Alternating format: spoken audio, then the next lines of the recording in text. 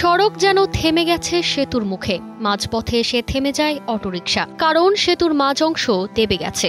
উপরের অংশে ফাটল, রেলিংয়ের পলেস্তারা খসে পড়ে মরিচা ধরা রড বেরিয়ে এসেছে। আর এই ঝুঁকিপূর্ণ সেতুর উপর দিয়ে চলাচল করছেন কয়েকটি গ্রামের হাজার হাজার মানুষ।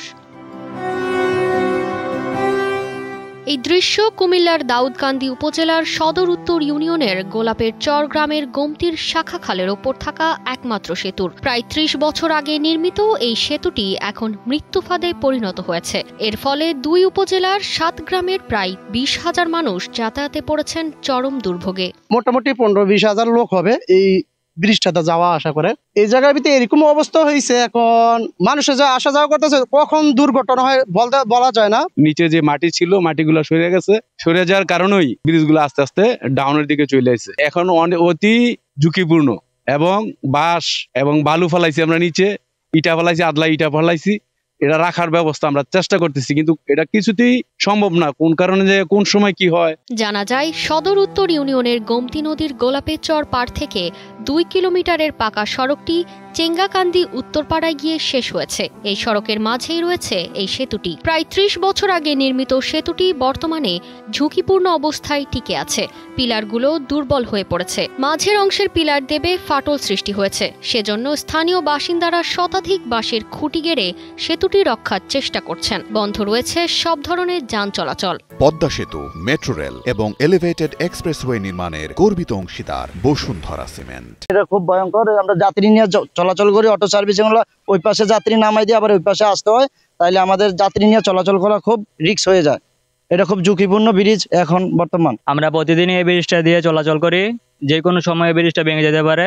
তাই আমরা অতি তাড়াতাড়ি এই ব্রিজটা আমরা মেরামত করার জন্য তুলতেছি। এটা যে কোনো মুহূর্তে ভেঙে যেতে পারে বা একটা খুব বড় দুর্ঘটনা ঘটতে পারে। এটা ছাড়া আমাদের বিকল্প আর কোনো রাস্তা নাই। তাই আমরা চাচ্ছি এটা খুব দ্রুত ব্রিজটা সংস্কার করা হোক। সরেজমিনে পরিদর্শন করে জনসাধারণকে সতর্ক থাকার নির্দেশ দেওয়া হয়েছে বলে জানান দাউদকান্দি উপজেলা প্রকৌশলী। পাশাপাশি সেতুটি নতুন করে নির্মাণের জন্য অধিদপ্তরে প্রস্তাবনা পাঠানো হয়েছে বলেও জানান তিনি। দাউদকান্দি উত্তর ইউনিয়নে দাউদকান্দি টোল প্লাজা থেকে দাউদকান্দি উত্তর ইউপি অফিস ভায়া চেঙ্গাকান্দি গোলাপের চর, এই সড়কটি আমাদের একটি ইউনিয়ন সড়ক, যারা আইডি 3021। এই সড়কের 2450 মিটার চেইনেতে একটি 42 মিটার দৈর্ঘ্যের একটি ব্রিজ বর্তমানে ঝুঁকিপূর্ণ অবস্থায় আছে। ব্রিজটি আমি সরেজমিনে পরিদর্শন করেছি। এই ব্রিজটির মাঝখানে যে পিয়ার আছে, সেই পিয়ারের নিচে মাটির স্কাউরিং হয়ে সেটেলমেন্ট হয়েছে মাঝখানের অংশে, যার কারণে বৃষ্টিতে বর্তমানে যানবাহন চলাচল অনুপযোগী এবং বৃষ্টিকে ঝুঁকিপূর্ণ ঘোষণা করা হয়েছে। আমি জনসাধারণের চলাচলের জন্য যেন সতর্ক থাকেন এই বিষয়টি জনগণকে অবহিত করেছি।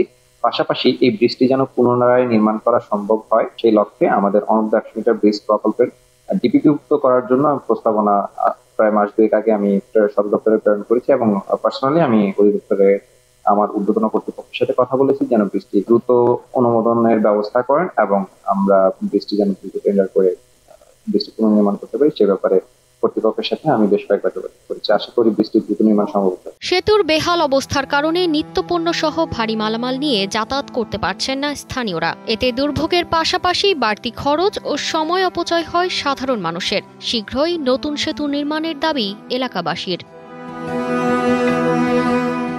কুমিল্লার দাউদকান্দি থেকে আহনাফ তিহামির পাঠানো তথ্য ও ভিডিও চিত্রের ডেস্ক রিপোর্ট, কালের কণ্ঠ।